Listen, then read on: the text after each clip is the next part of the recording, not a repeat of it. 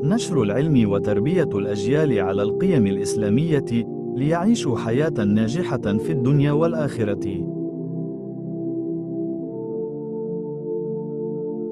السلام علیکم ورحمۃ اللہ وبرکاتہ۔ پیارے بچوں، آج میری پیاری دادی کی کہانیوں میں سے ہم سنیں گے اصحاب کہف کا ایمان افروز واقعہ، جس سے ہمیں سیکھنے کو ملیں گے بہت اہم سبق۔ تو آئیے شروع کرتے ہیں۔ یہ واقعہ اللہ تعالیٰ نے 15ویں پارے میں سورۃ الکہف میں بیان کیا ہے۔ حضرت عبداللہ بن عباس رضی اللہ عنہ اس سورت کا شان نزول یہ بیان کیا ہے کہ مکہ مکرمہ کے کچھ سرداروں نے 2 آدمی مدینہ منورہ کے یہودی علماء کے پاس یہ معلوم کرنے کے لیے بھیجے کہ تورات اور انجیل کے یہ علماء حضرت صلی اللہ علیہ وآلہ وسلم کے دعوی نبوت کے بارے میں کیا کہتے ہیں۔ یہودی علماء نے ان سے کہا کہ آپ حضرت محمد صلی اللہ علیہ وآلہ وسلم سے 3 سوالات کیجیے۔ اگر وہ ان کا صحیح جواب دے دیں تو سمجھ لینا چاہیے کہ وہ واقعی اللہ تعالیٰ کے نبی ہیں، اور اگر وہ صحیح جواب نہ دے سکے تو اس کا مطلب یہ ہوگا کہ ان کا نبوت کا دعویٰ صحیح نہیں ہے۔ ان میں سے پہلا سوال یہ تھا کہ ان نوجوانوں کا وہ عجیب واقعہ بیان کریں جو کسی زمانے میں شرک سے بچنے کے لیے اپنے شہر سے نکل کر کسی غار میں چھپ گئے تھے۔ لہٰذا اللہ پاک نے اپنے پیارے محبوب صلی اللہ علیہ وسلم کو اس کا جواب قرآن پاک کی سورۃ الکہف کے اندر مکمل وضاحت کے ساتھ بیان فرمایا۔ یہ چند نوجوان ایک ظالم بادشاہ دقیانوس کے زمانے میں تھے اور ترکی کے قریب طرطوس نامی شہر میں رہتے تھے۔ یہاں کا بادشاہ بہت متعصب اور بت پرست تھا اور ظلم و جبر کے ذریعے بت پرستی کی اشاعت کرتا تھا۔ ان نوجوانوں نے سچا دین قبول کر لیا تھا جو کہ اس وقت حضرت عیسیٰ علیہ السلام کا تھا۔ ان نوجوانوں کا تعلق اونچے گھرانوں اور وزرائے سلطنت سے تھا۔ اللہ تعالیٰ نے ان کو ایمان کی دولت سے نوازا تھا، جس کا واقعہ یوں ہے۔ یہ نوجوان ایک مرتبہ قوم کے ساتھ عید منانے گئے تھے۔ عید کے موقع پر ان کے ہاں شہر کے باہر ایک بہت بڑا میلہ لگا کرتا تھا، جس میں سب لوگوں کا شرکت کرنا بہت ضروری ہوتا تھا۔ یہ نوجوان جو اپنے باپ دادوں کے ساتھ اس میلے میں گئے تھے، انہوں نے جب وہاں یہ تماشا دیکھا تو ان کے دل میں خیال آیا کہ بت پرستی محض فضول اور باطل چیز ہے۔ عبادتیں اور قربانیاں تو صرف اللہ کے نام پر ہونی چاہیے جو آسمان و زمین کا خالق و مالک ہے۔ بس یہ لوگ ایک ایک کر کے یہاں سے سرکنے لگے اور وہاں سے دور ایک درخت تلے جا کر ان میں سے ایک صاحب بیٹھ گئے۔ تھوڑی دیر بعد دوسرے بھی یہیں آ گئے اور بیٹھ گئے، تیسرے بھی آئے، چوتھے بھی آئے، غرض ایک ایک کر کے سب یہیں جمع ہو گئے، حالانکہ ایک دوسرے کو جانتے بھی نہیں تھے، لیکن ایمان کی روشنی نے ایک دوسرے کو ملا دیا۔ آخر ان میں سے ایک عقل مند اور جری نوجوان نے کہا کہ دوستو، کوئی نہ کوئی بات تو ضرور ہے کہ لوگوں کے اس عام شغل کو چھوڑ کر تم ان سے یکسو ہو کر یہاں آ بیٹھے ہو۔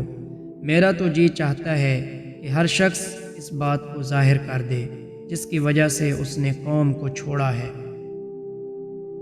اس پر ایک نے کہا، بھائی بات یہ ہے کہ مجھے تو اپنی قوم کی یہ رسم بالکل اچھی نہیں لگتی، جبکہ آسمان و زمین کا اور ہمارا تمہارا خالق صرف اللہ تعالیٰ ہی ہے، تو پھر ہم اس کے سوا دوسروں کی عبادت کیوں کریں؟ یہ سن کر دوسرے نے کہا، اللہ کی قسم یہی نفرت مجھے یہاں لائی ہے۔ تیسرے نے بھی یہی کہا۔ جب ہر ایک نے یہی وجہ بیان کی تو سب کے دل میں ایک دوسرے کی محبت کی لہر دوڑ گئی اور یہ سب روشن خیال موحدین آپس میں سچے دوست اور ایک دوسرے کے خیر خواہ بن گئے۔ ان کا آپس میں بہت زیادہ اتحاد و اتفاق ہو گیا۔ اب انہوں نے ایک جگہ مقرر کر لی، وہیں اکیلے اللہ کی عبادت کرنے لگے۔ رفتہ رفتہ قوم کو بھی پتہ چل گیا۔ وہ ان سب کو پکڑ کر اس ظالم مشرک بادشاہ کے پاس لے گئے اور شکایت پیش کی۔ بادشاہ نے ان سے پوچھا کہ کس کی عبادت کرتے ہو؟ انہوں نے نہایت دلیری سے بیان کیا کہ ہم اللہ تعالیٰ کی عبادت کرتے ہیں، جو کہ بالکل اکیلا ہے اور جو آسمان و زمین کا مالک و خالق ہے۔ نوجوان نے بادشاہ اور اہل دربار کو بھی توحید کی دعوت دی اور اپنے دل مضبوط کر لیے اور صاف کہہ دیا کہ ہم اس اللہ کے سوا کسی اور کو معبود ہرگز نہیں بنائیں گے، جیسا کہ قرآن پاک میں اللہ تعالیٰ کا ارشاد ہے، اور ہم نے ان کے دل خوب مضبوط کر دیے تھے۔ یہ اس وقت کا ذکر ہے جب وہ اٹھے اور انہوں نے کہا کہ ہمارا پروردگار وہ ہے جو تمام آسمانوں اور زمین کا مالک ہے، ہم اس کے سوا کسی کو معبود بنا کر ہرگز نہیں پکاریں گے۔ اگر ہم ایسا کریں گے تو ہم یقیناً انتہائی لغو یعنی بیکار بات کہیں گے۔ یہ ہماری قوم کے لوگ ہیں جنہوں نے اس پروردگار کو چھوڑ کر دوسرے معبود بنا رکھے ہیں۔ اگر ان کا عقیدہ صحیح ہے وہ اپنے معبودوں کے ثبوت میں کوئی واضح دلیل کیوں پیش نہیں کرتے؟ بھلا اس شخص سے زیادہ ظالم کون ہوگا جو اللہ پر جھوٹ باندھے؟ نوجوانوں کی یہ بات سن کر بادشاہ نے ان کو بہت دھمکایا اور بت پرستی کی دعوت دی، ورنہ ان کو قتل کرنے کی دھمکی دے دی اور ان کو کچھ دن سوچنے کی مہلت دے دی، کیونکہ وہ وزرائے سلطنت اور بڑے گھرانوں کے چشم و چراغ تھے، اس لیے فوراً ان پر ہاتھ ڈالنا مصلحت کے خلاف تھا۔ اس لیے ان کو چند روز کی مہلت دے دی تاکہ وہ اپنے معاملے میں غور کر لیں۔ ادھر یہ نوجوان دربار سے نکل کر مشورے کے لیے بیٹھ گئے اور یہ طے کیا کہ اب اس شہر میں قیام خطرے سے خالی نہیں، یہاں ہمارا ایمان خطرے میں ہے۔ مناسب یہ ہے کہ کسی قریبی غار میں روپوش ہو جائیں اور واپسی کے لیے کسی مناسب وقت کا انتظار کریں۔ چنانچہ باہمی مشورے سے غار میں جانا طے ہوا اور اللہ تعالیٰ سے خیر کی امید باندھ لی اور غار میں داخل ہو گئے۔ غار میں داخل ہونے کے بعد ان پر نیند کا غلبہ ہو گیا اور وہ سو گئے۔ چنانچہ اس بادشاہ اور قوم نے ان کی بہت زیادہ تلاش کی، لیکن ان کا کوئی پتہ نہ چلا اور وہ ان کو تلاش کرنے میں ناکام رہے، اور ان کے نام، پتہ اور دین تبدیل کرنے کے تمام حالات ایک تختی پر لکھ کر شاہی خزانے میں رکھوا دیے۔ اور غار میں ان کے ساتھ اللہ تعالیٰ نے کیا معاملہ کیا وہ اللہ تعالیٰ نے ان آیات میں بیان فرمایا ہے۔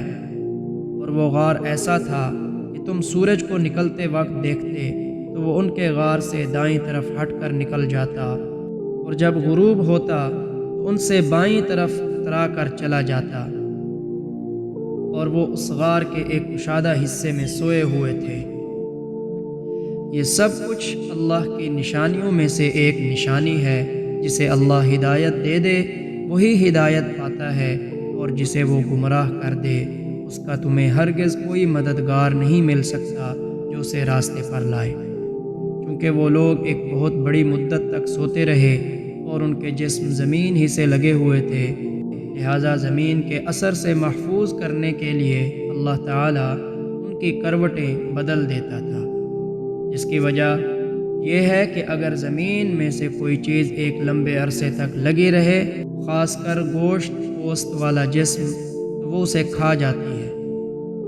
جس بادشاہ کے عہد میں اصحاب کہف شہر سے نکلے تھے اس کا نام دقیانوس تھا اور ظالم اور مشرک تھا، وہ مر چکا تھا اور اس پر صدیاں گزر گئی تھیں، اور 309 سال بعد جس زمانے میں اصحاب کہف بیدار ہوئے اس وقت شہر پر اہل حق کا قبضہ تھا، اور ان کا بادشاہ ایک نیک صالح آدمی تھا جس کا نام بیدوسیس تھا۔ قیامت کے بارے میں اور مردوں کو زندہ ہونے کے بارے میں شدید اختلاف چل رہا تھا۔ ایک فرقہ اس بات کا قطعاً منکر تھا کہ جسم کے گلنے سڑنے اور ریزہ ریزہ ہو جانے کے بعد پھر دوبارہ زندہ کیسے ہو جائے گا؟ بادشاہ ان گمراہ لوگوں کے بارے میں بہت فکر مند تھا، کس طرح ان کے شکوک و شبہات دور کیے جائیں۔ جب کوئی تدبیر کارگر نہ ہوئی تو اس نے ٹاٹ کے کپڑے پہن کر اللہ تعالیٰ سے عاجزی کے ساتھ التجا کی، خدایا آپ ہی کوئی ایسی صورت پیدا فرما دیں کہ ان لوگوں کا عقیدہ درست ہو جائے اور یہ سب راہ راست پر آ جائیں۔ اللہ تعالیٰ نے بادشاہ کی دعا کو شرف قبولیت بخشا اور اس کی صورت یہ ہوئی کہ اصحاب کہف بیدار ہوئے۔ بیدار ہونے کے بعد ان میں یہ بحث چھڑ گئی کہ ہم کتنی مدت سوئے ہیں۔ کوئی کہتا تھا 1 دن سوئے ہوں گے، دوسرا کہتا کہ 1 دن سے بھی کم سوئے ہیں۔ کیونکہ وہ صبح کے وقت غار میں داخل ہوئے تھے اور جب بیدار ہوئے تو شام کا وقت تھا۔ بحث جب لمبی ہو گئی ان میں سے ایک شخص نے کہا، اس فضول بحث کو چھوڑو اور کام کی بات کرو، بھوک لگ رہی ہے لہٰذا کچھ کھانے پینے کی بات کرو۔ چنانچہ انہوں نے اپنے میں سے ایک شخص کو جس کا نام تملیخہ بتایا جاتا ہے بازار میں کھانا لانے کے لیے بھیج دیا اور یہ تاکید کر دی کہ ہوشیاری اور بیدار مغزی سے کام لینا اور کسی کو ہماری خبر نہ ہونے دینا، اور اس بات کا بھی خیال رکھے کہ کھانا حلال اور پاکیزہ ہو، اس لیے کہ اہل شہر کی اکثریت بت پرستوں کی ہے، ایسا نہ ہو کہ غیر شرعی طور پر ذبح کیا ہوا گوشت لے آؤ۔ چنانچہ تملیخہ نے ایک دکان سے کھانا خرید کر 300 سال پہلے کا سکہ نکال کر دکاندار کو دیا تو دکاندار حیران رہ گیا کہ یہ سکہ تمہارے پاس کہاں سے آیا؟ بازار کے دیگر دکانداروں کو بھی دکھلایا، سب نے یہ کہا کہ اس شخص کو کہیں سے پرانا خزانہ ہاتھ لگ گیا ہے۔ اس شخص نے انکار کیا کہ مجھے کوئی خزانہ نہیں ملا بلکہ یہ روپیہ میرا ہے۔ جب بات بڑھ گئی تو بازار والوں نے اس کو بادشاہ کے سامنے پیش کر دیا۔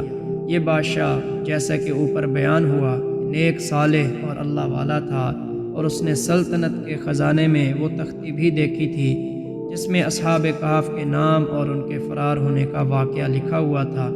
بادشاہ نے اس تختی کی روشنی میں حالات کی تحقیق کی تو اس کو اطمینان ہو گیا کہ یہ انہی لوگوں میں سے ہے۔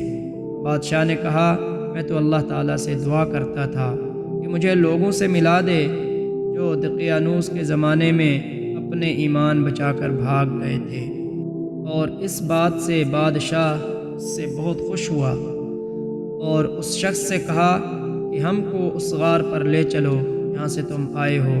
بادشاہ ایک بڑے مجمع کے ساتھ غار پر پہنچا۔ جب غار قریب آیا تو تملیخہ نے کہا، آپ ٹھہر جائیں، میں جا کر اپنے ساتھیوں کو حقیقت حال سے باخبر کر دوں تاکہ وہ گھبرا نہ جائیں۔ تملیخہ نے غار میں جا کر ساتھیوں کو تمام حالات سنائے کہ اب بادشاہ مسلمان ہے اور قوم بھی مسلمان ہے، وہ سب ملاقات کے لیے آئے ہیں۔ اصحاب کہف اس خبر سے بہت خوش ہوئے اور بادشاہ کا استقبال کیا۔ پھر وہ اپنے غار میں واپس چلے گئے۔ پھر اللہ تعالیٰ نے ان سب کو دوبارہ موت دے دی۔ اس واقعے سے ان لوگوں کی تردید ہو چکی تھی جو مرنے کے بعد دوبارہ زندہ ہونے کا انکار کرتے تھے، اور یہ فتنہ ختم ہو گیا تھا۔ اصحاب کہف کی صحیح تعداد راجح قول کے مطابق 7 ہے، جس کے نام یہ ہیں: مکسلمینہ، تملیخہ، مشیلینہ، مرنوش، دبرنوش، شازنوش، اور چرواہے کا نام عصیت یونس تھا، اور ان کے کتے کا نام تمیر تھا۔ اس واقعے سے ہمیں بہت سارے سبق حاصل ہوتے ہیں جو کہ ہماری زندگی بدلنے کے بہت اہم ہیں۔ نمبر 1، ایمان سب سے قیمتی سرمایہ ہے اور اس کی حفاظت کے لیے دنیاوی مفادات یا جان کی قربانی سے بھی دریغ نہیں کرنا چاہیے۔ نمبر 2، جب اللہ پر بھروسہ ہو تو دنیا کی بڑی سے بڑی مشکلات بھی آسان ہو جاتی ہیں۔ اصحاب کہف نے اللہ پر توکل کیا اور اللہ نے ان کی مدد فرمائی۔ نمبر 3، حق کے راستے پر چلنے والوں کو آزمائشوں کا سامنا کرنا پڑتا ہے، لیکن ان آزمائشوں میں کامیابی ایمان اور صبر سے ہی ممکن ہے۔ نمبر 4، جب انسان اللہ کے لیے قربانی دیتا ہے تو تو اللہ اس کے لیے راستے آسان کر دیتا ہے، جیسا کہ اصحاب کہف کے لیے غار میں سکون کا انتظام کیا۔ نمبر 5، اللہ کے فیصلے حکمت پر مبنی ہوتے ہیں، چاہے انسان انہیں فوراً سمجھ سکے۔